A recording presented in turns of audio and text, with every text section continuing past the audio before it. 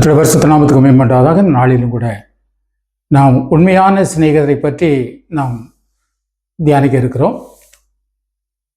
இந்த உலகத்தில் அநேக சிநேகிதர்கள் இருக்கிறார்கள், அநேக விதமான சிநேகிதர்கள் இருக்கிறார்கள். தேவனுடைய பிள்ளைகள் நாம் பார்க்க வேண்டிய, நம்முடைய வாழ்க்கையில் நாம் சிநேகிதராய் வைத்து கொள்ள வேண்டிய நபர்கள் யார், எப்படிப்பட்டவர்களாக இருக்க வேண்டும் என்பதை குறித்து நாம் தியானிக்கலாம்.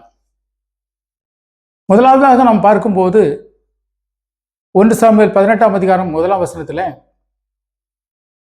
யோனத்தான் தாவீதை தன் உயிரை போல சிநேகித்தான் என்று சொல்லி எழுதியிருக்கிறது. இந்த பகுதியை பார்க்கும்போது அதற்கு முன்பாக தாவீது கோலியாத்தை வென்று இஸ்ரவேல் ஜனங்களுக்கு ஒரு ரட்சிப்பு விடுதலை கொடுத்ததினாலே கர்த்தருடைய ஆவியானவர் தாவீதோடு கூட இருக்கிறார் என்பதை யோனத்தான் கண்டபோது யோனத்தானுடைய இருதயம் தாவீது பட்சமாய் சார்ந்தது. தாவீது பட்சமாய் சார்ந்தது மாத்திரமல்ல, அவன் தாவீதை தன் உயிரை போல நேசித்தான் என்று சொல்லி வேதம் நமக்கு கற்றுத்தருகிறது. நாம் ஒருவரை சிநேகிக்கும் போது அந்த சிநேகிதம் என்ன காரணத்துக்காக நாம் சிநேகிக்கிறோம் என்பதை நாம் பார்க்க வேண்டும். என்ன காரணத்துக்காக நாம் சிநேகிக்கப்படுகிறோம் என்பதையும் பார்க்க வேண்டும். நம்பின எல்லாரையும் காண்கிற யாவரையும், இனிமையாய் பேசுகிற யாவரையும் நாம் நம்புகிறது நமக்கு ஆபத்தை உண்டு பண்ணும். ஆனால் கர்த்தருக்கு பயந்து அவர் வழியில நடக்கிறதான ஒரு நிலையிலே நாம் செயல்படுவோமானால் கர்த்தர் நமக்கு உதவி செய்து நமக்கு எல்லா ஆபத்திலிருந்து விடுதலாக்கத்தக்கதான ஒரு நல்ல போக்கை நமக்கு கர்த்தர் கட்டளையிடுவார். இரண்டாவது நாங்கள் பார்க்கிறோம், தானியேல் புஸ்தகம் 2ஆம் அதிகாரம் 17ஆம் 18ஆம் வசனத்திலே நாம் பார்க்கும்போது இங்கே ஒரு பிரச்சனை இருக்கிறது. அங்க பிரச்சனையிலே தானியேலும் அவருடைய தோழர்களாகிய சாத்ராக், மேஷாக், ஆபேத்நேகோ என்பவர்கள் அல்லது அனனியா, மிஷாவேல், அசரியா என்னும் 3 தன்னுடைய சிநேகிதரும் தாங்கள் 4 பேரும் பாபிலோனுடைய ஞானிகளோடு கூட அழியாதபடிக்கு பரலோகத்தின் தேவனை நோக்கி ஜெபிக்கிறதுக்காக ஒரு காரியத்தை பகிர்ந்து கொள்கிறார்கள். அது என்னவென்றால், தேவனாய் கர்த்தர் நேபுகாத்நேச்சாருக்கு என்ன சொல்லிக் கொடுத்தாரோ அதை பரலோகத்தின் தேவனாய் கர்த்தர் இவர்களுக்கு சொல்லிக் கொடுக்க வேண்டும். ஏனென்றால் கட்டளை என்னவென்று சொன்னால், நேபுகாத்நேச்சார் ஒரு சொப்பனத்தை காண்கிறார். சொப்பனத்தையும் சொல்ல வேண்டும், அர்த்தத்தையும் சொல்ல வேண்டும். பாபிலோன் ஞானிகள் எல்லாரும் சொல்லுகிறார்கள், எங்களுக்கு சொப்பனத்தை சொல்லும், நாங்கள் அர்த்தத்தை சொல்லுவோம் என்று சொல்லி. ஆனால் பாபிலோன் ராஜாவுடைய இருதயம் அதில் சம்மதிக்கவில்லை. நீங்கள் சொப்பனத்தை சொன்னால் மாத்திரமே நீங்கள் அர்த்தத்தை சொல்ல முடியும் என்று சொல்லி அவன் உறுதியான கட்டளை பிறப்பிக்கிறான். அப்படியானால் எல்லாரும் சொல்லுகிறார், இது முடியாத காரியம் என்று சொல்லி. ஒருவராலும் முடியாத ஒரு காரியத்தை பரலோகத்தின் தேவனாய் கர்த்தர் வெளிப்படுத்துவார் என்பதை நேபுகாத்நேச்சார் என்பதை அறியாமல் இருந்தார். ஆனாலும் தானியேலுக்குள் விசேஷ ஆவி இருந்தபடினாலும் அவருடைய சிநேகிதர்களாகிய அனனியா, மிஷாவேல், அசரியா என்கிறதான அவருடைய 3 நண்பர்களும் ஜெப வீரர்களாய் இருந்தபடினாலே கர்த்தருடைய ரகசியங்களை கர்த்தர் சொல்லிக் கொடுப்பார் என்கிற விசுவாசத்தோடு கூட அவர்கள் ராஜாவுடைய தவணை கேட்டு ஜெபிக்கிறார்கள். ஜெபிக்கும் போது பரலோகத்தின் தேவனாய் கர்த்தர் அவருடைய ஜெபத்தை கேட்டு நேபுகாத்நேச்சார் கண்ட சொப்பனத்தையும் அதன் அர்த்தத்தையும் தேவனாய் கர்த்தர் அவளுக்கு சொல்லிக் கொடுக்கிறார். நாம் நம்முடைய நண்பர்கள் ஜெப வீரர்களாய் இருக்க வேண்டும் என்பதை நாம் மறந்து போகக்கூடாது.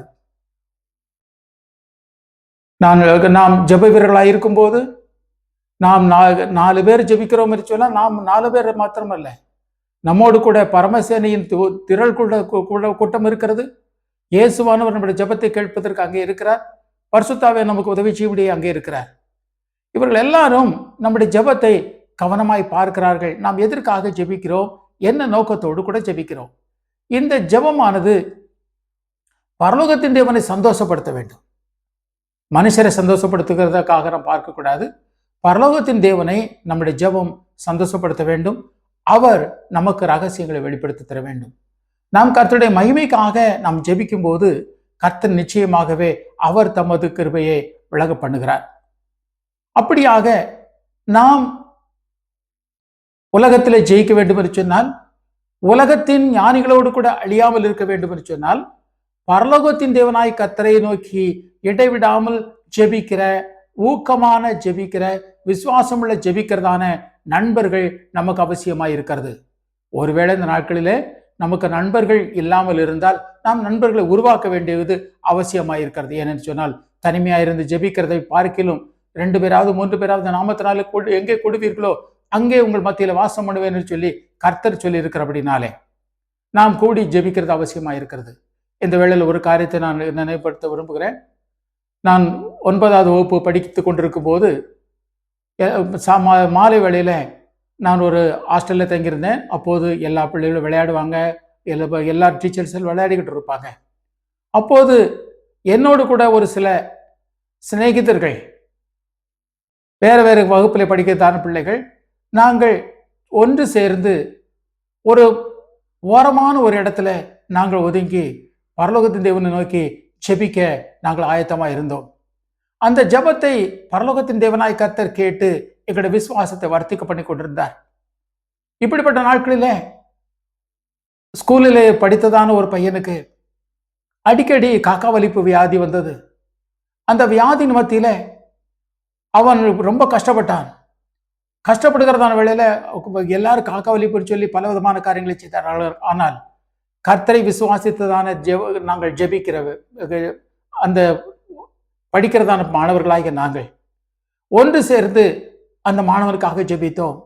அப்போது தெரிய வந்தது அது காக்கா வலிப்பு நோய் ஒரு பொல்லாத பிசாசுடைய கிரியைகளாய் இருந்தது என்று சொல்லி கர்த்தர் வெளிப்படுத்தினார். அது மாத்திரமல்ல, அநேக நேரம் அவனை கல்லறை தோட்டத்துக்கு நேராக இழுத்து கொண்டு சென்றது. கர்த்தர் நாட்களில அவனுக்கு விடுதலை கொடுத்தார். இந்த நாட்களில கர்த்தர் ஊழியத்தை செய்து கொண்டிருக்கிறார். அது மாத்திரமல்ல, அந்த நாட்களிலே நாங்கள் எத்தனை பேர் கூடியிருந்து ஜெபித்தோமோ அத்தனை பேரும் கர்த்தர் ஊழியத்தை செய்து கொண்டிருக்கிறார்கள் என்பதை நான் மிகவும் சந்தோஷத்தோடு இந்த நேரத்தில் பகிர்ந்து கொள்கிறேன். அது மாத்திரமல்ல, அந்த நாட்களுடைய ஜெபம் கர்த்தருக்கு பிரியமாய் இருந்தது என்பதை எந்த நாட்களில தேவனாய் கர்த்தர் அறியப்படுத்தினார். அதற்காக கர்த்தருக்கு நன்றி செலுத்துகிறேன். நாம் ஒருவர் சேர்ந்து ஜெபிக்கும் போது அங்கே கர்த்தருடைய ஆவியானவர் அங்கே இருக்கிறார். தேவனாய் கர்த்தர் அங்கே இருக்கிறார். இயேசுவானவர் அங்கே இருக்கிறார். நாம் ஒருவரோடு கூட ஐக்கியமாய் இருக்க வேண்டும், அன்பாய் இருக்க வேண்டும் என்கிறது மாத்திரமல்ல, நாம் ஒருவரோடு கூட பக்தி வைராக்கியத்துக்கு ஏதுவான காரியங்களை நாம் சிந்திக்க வேண்டும். அப்படி நாம் செயல்படும் போது கர்த்தருடைய நாம மகிமைக்கென்று ஏதாகிலும் செய்வோம். ஊழியம் செய்வோ அல்லது டாக்ஸ் கொடுக்கவோ அல்லது கர்த்தருடைய பற்றிய சாட்சி சொல்லவோ நாம் தைரியமாக சொல்ல முடியும். இல்லாவிட்டால் நாம் ஒன்றுக்கு உதவாமல் நம்முடைய காரியத்தை மாத்திரம் நாம் பார்த்துக்கொண்டு நமக்காக மாத்திரமே ஜெபித்துக் கொண்டிருந்தோம் என்று சொன்னால் நாம் கர்த்தருடைய நன்மதிப்பை பெற முடியாது, கர்த்தருக்கு சிநேகிதராக இருக்க முடியாது. இன்னொரு காரியத்தை நம்ம பார்க்கிறோம்.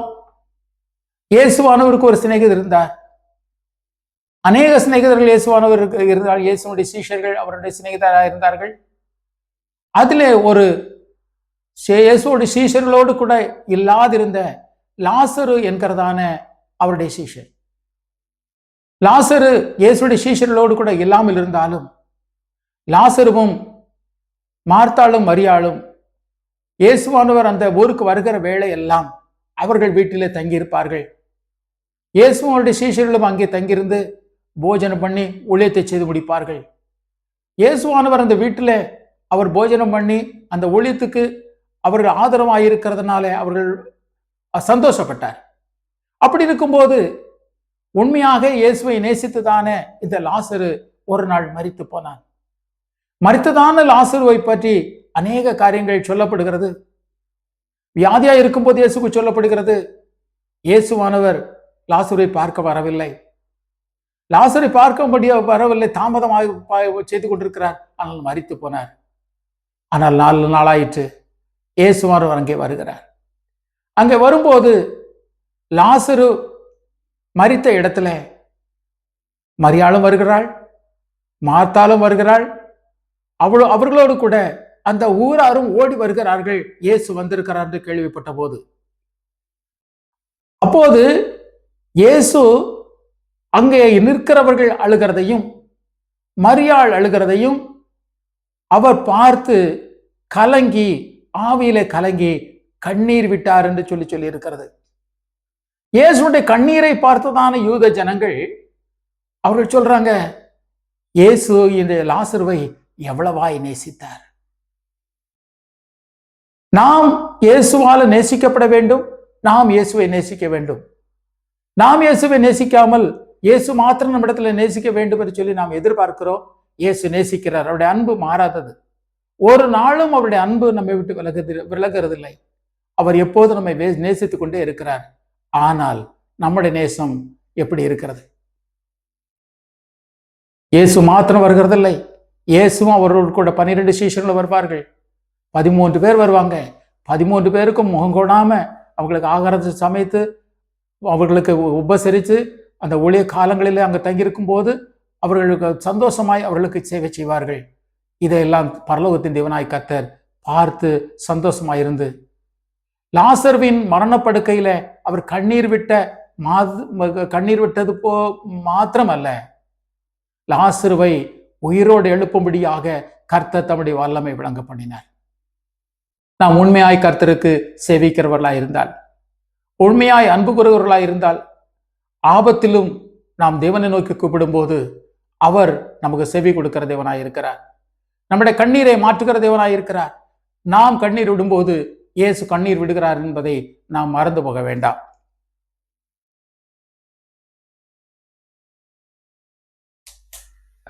இயேசு தம்முடைய சீஷர் இடத்துல சொல்லும்போது சொல்றாரு, யோவானுடைய விசேஷம் 14ஆம் அதிகாரம் 15ஆம் வசனத்தில் விதமாய் சொல்லி இருக்கிறது, நீங்கள் என்னிடத்தில் அன்பாயிருந்தால் என் கற்பனையில் கை கொள்ளுங்கள். இயேசு தம்முடைய சீஷர்களுக்கு சொல்கிறதான ஒரு காரியம், நீங்கள் என்னிடத்தில் அன்பாயிருக்கிறது உண்மையானால் என்னுடைய கற்பனைகளை கை கொள்ளுங்கள்.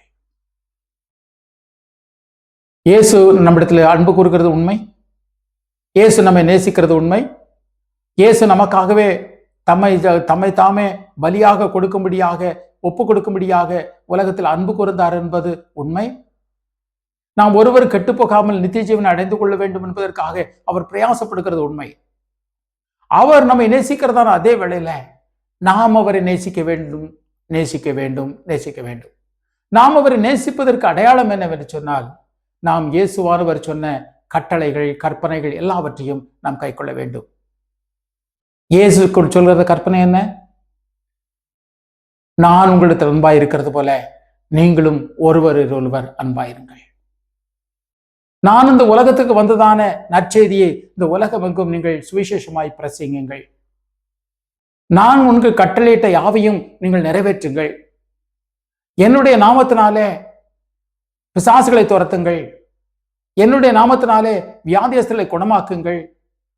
என்னுடைய நாமத்தினாலே அவர்களுக்கு தேவையான நன்மைகளை செய்யுங்கள். அவர்களுக்கு பிரசங்கியுங்கள். மனம் திரும்புங்கள், பரலோக ராஜ்யம் சமீபித்திருக்கிறது என்று சொல்லி பிரசங்கம் பண்ணுங்கள். அவர்களுக்கு பிதா, குமாரன், பரிசுத்தாவினாலே ஞானஸ்நானம் கொடுங்கள். அவர்களை சீஷராக்குங்கள்.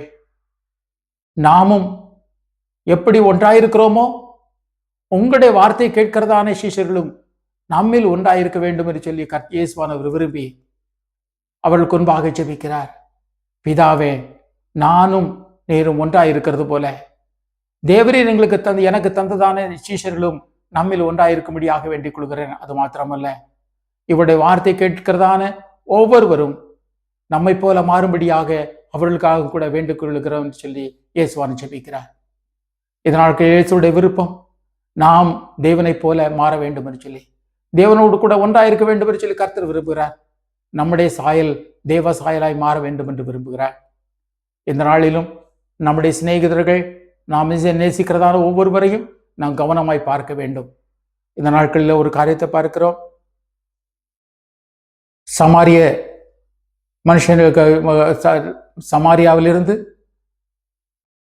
ஒரு காரியம் நடக்கிறது. சமாரியாவுக்கு நல்ல சமாரியன்கிறதான சரித்திரம் நாம் கேள்விப்பட்டிருப்போம். எருசலேமில் இருந்து சமாரியாவுக்கு போனதான ஒரு மனுஷன், அவன் வழியிலே கள்ளர் கைகள் அகப்பட்டு குற்றுயிரும் கொலையுருமாக கண்டுபிடிக்கப்பட்டான். வழியே வந்ததான அநேகர் அவனை கைவிட்டார்கள்.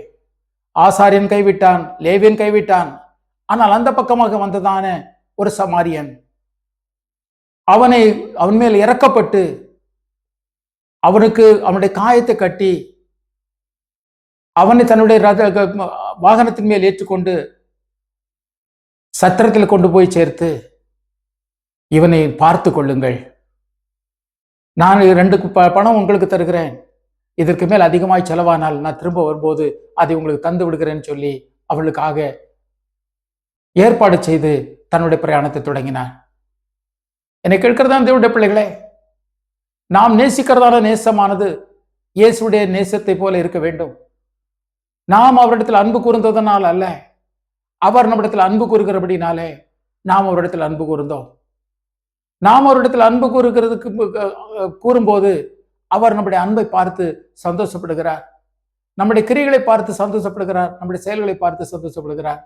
நாம் எதை செய்ய வேண்டும் என்பதை நமக்கு கற்றுத்தருகிறார், நம்மோடு கூட இருந்து நமக்கு ஆலோசனை சொல்லுகிறார். நாம் விழுந்து போகிறதான வேளையில மரித்து போகிறதான லாசருவை உயிரோடு எழுப்பின தேவனாய் கர்த்தர் நம்மோடு கூட இருக்கிறார். வழியிலே விழுந்துதான கள்ளர் கையிலே அகப்பட்டு கொண்டதான வழிபோக்கரான ஒரு மனுஷனை போல நம்முடைய வாழ்க்கை இருக்கிறது. நாம் கள்ளர் கைகளை மாட்டிக்கொண்டது போல அநேக நேரங்களை பிசாசின் கைகளிலே மாட்டிக்கொள்கிறோம். அவர்கள் நம்மை குத்துகிறார்கள், நம்மளை வேதனைப்படுத்துகிறார்கள், நம்மளை கஷ்டப்படுத்துகிறார்கள். ஆனால் கர்த்தரோ நமக்கு இறங்கி நல்ல சமாரியனாக, நமக்கு உதவி செய்கிறவராக நம்முடைய காயங்களை கட்டுகிறார். நம்முடைய காயங்களை கட்டுகிறது மாத்திரமல்ல, தொடர்ந்து நம்மை பராமரிக்கும்படியாக கர்த்தர் தேவையான ஏற்பாடுகளை செய்கிறார். நல்ல சமாரியனாகிய இயேசுவை நாம் கண்டுகொண்ட ஜனங்கள் பாக்கியம் உள்ளவர்கள். அது மாத்திரமல்ல, இதை போல கஷ்டத்திலும் கள்ளர் கொகைகளிலும் பிசாசின் பிடியிலும் அந்த காலத்தின் வல்லமைகளும் சிக்கப்பட்டதான ஒவ்வொரு ஜனங்களுக்கும் இயேசுவானவர் எப்படி நன்மை செய்தாரோ அதுபோல நாமும் நன்மை செய்து அவருடைய கட்டளை கை கொள்வோம். இயேசுவானவர் சொன்னாரே, நீங்கள் என்னிடத்தில் அன்பாய் இருந்தால் என்னுடைய கற்பனையை கை கொள்ளுங்கள். அவருடைய கற்பனை என்ன? நீ உன்னிடத்தில் அன்பாய் இருக்கிறது போல நீ பிறனிடத்தில் அன்பாய் இருக்க வேண்டும். இயேசு நம்மிடத்தில் அன்பாய் இருந்தார். நாம் இயேசுவிடத்தில் அன்பாய் இருக்கிறோம் என்று சொல்லுகிறோம். நாம் உண்மையிலே இயேசுவிடத்தில் அன்பாய் இருக்கிறோமா? இயேசுவிடத்தில் நாம் அன்பாய் இருக்கிறது உண்மையானால் இந்த நல்ல சமாரியனை போல ஒடுக்கப்பட்டதான ஜனங்களுக்கு, வேதனைப்படுகிறதான ஜனங்களுக்கு, கட்டப்பட்டதான ஜனங்களுக்கு, கொள்ளையடிக்கப்பட்டதான ஜனங்களுக்கு, நிந்திக்கப்பட்டதான ஜனங்களுக்கு, உயிர் பிழைக்க முடியாதுங்கிறத நிலையில போராடி கொண்டிருந்தான ஜனங்களுக்காக நாம் பரிதபிக்க வேண்டும். அவருடைய காயங்களை கட்ட வேண்டும். அவளுக்கு தேவையான உதவிகளை செய்ய வேண்டும். ஜீவனுள்ள தேவனாய் கர்த்தர் நமக்கு உதவி செய்வாராக. நாம் என்ன பார்த்தோம்? யோனத்தான் தாவீதை தன் உயிரை போல சிநேகித்தான். தானியேல், அனனியா, அசரியா, மிசாவேல் என்பவர்கள் ஜெப வீரர்களாய் இருந்தார்கள். தாவீது யுத்த வீரனாய் இருந்தான். கர்த்தருடைய ஆவியானவர்களோடு கூட இருந்தார். இங்கே கர்த்தருடைய ஆவியை பெற்றதான வேறு 4 பேர்களை பார்க்கிறோம். அவர்கள் தோழர்களாய் இருந்தார்கள். அவர்கள் எப்படிப்பட்டவர்கள்? அவர்கள் ஜெப வீரர்கள். ராஜாவின் மறைபொருளை கர்த்தரிடத்தில் கேட்டு பெற்றுக்கொள்ள உண்மையுள்ள ஒரு வல்லமையுள்ள ஜெப வீரர்களாய் இருந்தார்கள்.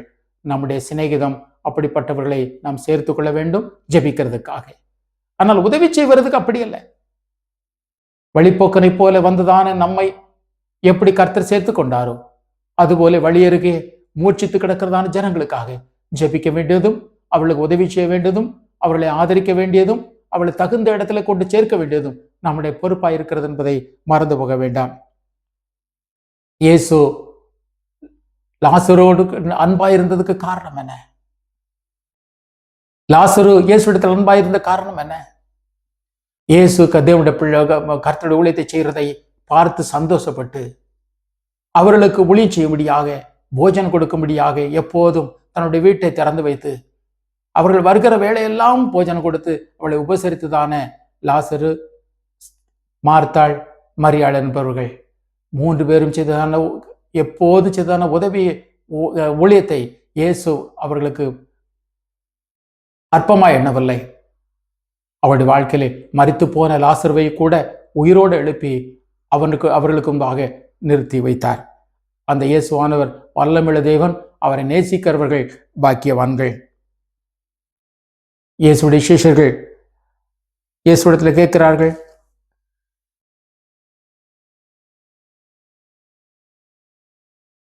இயேசுவே, நீர் உலகத்துக்கு உம்மை வெளிப்படுத்தாமல் எங்களுக்கு மாத்திரம் நீர் எங்களை தம்மை வெளிப்படுத்துவதற்கு காரணம் என்று கேட்கும்போது, என்னுடைய கற்பனைகளை கை கொள்கிற நீங்கள் பாக்கியவான்கள். நீங்கள் என்னுடைய கற்பனைகளை கை கொள்கிறபடினாலே தேவனாய் கர்த்தர் சொல்கிறதான ரகசியமான காரியங்கள், மறைபொருளாய் இருக்கிறதான காரியங்கள் நான் உங்களுக்கு வெளிப்படுத்துகிறேன். நாம் தேவனிடத்தில் அன்பாயிருந்து அவளுடைய கற்பனை கை கொள்ளுவோம்.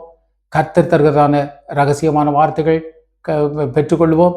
உலகத்துக்காக நன்மைக்கு எதுவாக நாம் ஜெபிப்போம். தொடர்ந்து பாரத்தோடு ஜெபிப்போம். ஊழியத்துக்கு உதவி செய்வோம். கர்த்தருக்கு ஊழிய செய்வோம். கர்த்தர் நம்மை ஆசீர்வதிப்பார். ஒவ்வொரு நாளும் நமக்கு உதவி செய்கிற இயேசுடைய உதவியை நிற்கும் போது அளவிட முடியாதது. நாம் நிற்கிறதும் நிர்மூலமாகாமல் இருப்பதும் கர்த்தருடைய கிருபை. நாம் நிற்கிறது நம்முடைய பலத்தினால் அல்ல, எல்லாம் அவருடைய சுத்த கிருபை. அவருடைய சுத்த கிருபையினாலே நாம் நிலை நிற்கிறோம். நாம் நிற்கிறோம் என்று சொல்லி இருப்பதற்காக பெருமைப்படுவதற்கு இல்லை. நம்மை போல அழிவுக்கு நேராக இருந்ததான எத்தனையோ பேர் அழிவுக்கு நேராகி இப்போது இருக்கிறார்களே, அவர்கள் உண்மையான தேவனை கண்டுகொள்ள முடியவில்லையே. அவர்களுக்காக பாரத்தோடு ஜெபிப்போம். அவர்களுக்காக உழைப்போம். அவளுடைய ரட்சிப்புக்காக பிரயாசப்படுவோம். கர்த்தர் நம்மை ஆசீர்வதிப்பதாக. நம்மோடு கூட இருந்து நம்மை வழிநடத்த தேவனாய் கர்த்தர் தொடர்ந்து நம்மை வழிநடத்தும்படியாக நாம் ஜெபிப்போம்.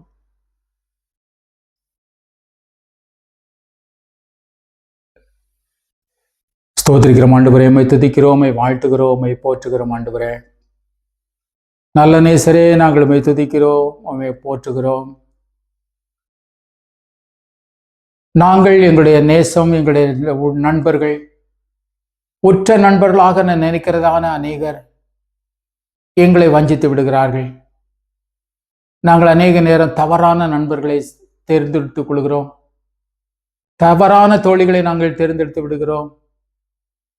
இந்த நாட்களில் கர்த்தர் எங்களுக்கு கிருபையாய் தாம் கற்பித்தபடி நாங்கள் கர்த்தருடைய ஆவியினாலே அபிஷேகம் பண்ணப்பட்டதான பிள்ளைகளோடு கூட நாங்கள் எங்களை ஐக்கியத்தை பெற்றுக் கொள்ள முடியாய், சிநேகிக்க முடியாய் எங்களை உதவி செய்யும். அது மாத்திரமல்ல, எங்களைப் போல வழிதப்பி திருக்கிறதான அநேகர் இருக்கிறார்கள் ஆண்டவரே.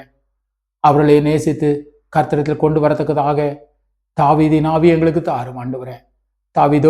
தாவீது தன்னுடைய உயிரை பணைய வைத்து இஸ்ரவேல் ஜனங்களுக்கு மீட்பு ரட்சிப்புக்கு உண்டாக அவன் கொல்லியாத்தை வென்றது போல நாங்களும் ஆண்டவரே அநேக ஜனங்களுக்காக கர்த்தருடைய சமூகத்தில் நின்று அவர்களுக்கு விரதமாய் இருக்கிறதான பொல்லாத விடைக்கிறைகளை மேற்கொள்ள முடியாய் கர்த்தர் எங்களுக்கு உதவி செய்ய வேண்டும் என்று ஜெபிக்கிறேன்.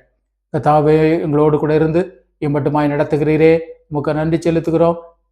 ஆண்டவரே, தாவீதோடு கூட இருந்து ஆண்டவரே அவனை பலப்படுத்தின தேவனாய் கர்த்தர் எங்களோடு கூட இருந்து எங்களை பலப்படுத்தும்படியாக நாங்கள் உங்களை சமைச்சு ஜெபிக்கிறோம். ஆண்டவரே, தானியேல், சாத்ராக், மேஷாக், ஆபேத்நேகோ என்பவர்கள் கர்த்தாவை ஸ்தோத்திரிக்கிறோம். ஆண்டவரே, அவர்கள் பரலோகத்தின் தேவனாய் கர்த்தரிடத்துல ரகசியங்களை அறிந்து கொள்ளத்தக்கதாக விசுவாசம் உள்ளவர்களும் ஜெப வீரர்களுமாயிருந்தார்கள். ஆண்டவரே, நாங்கள் எப்படி ஆயிலும் ஒரு கூட்ட ஜெப வீரர்களை ஆயத்தப்படுத்தும்படியாய் கர்த்தர் உதவி செய்யும்.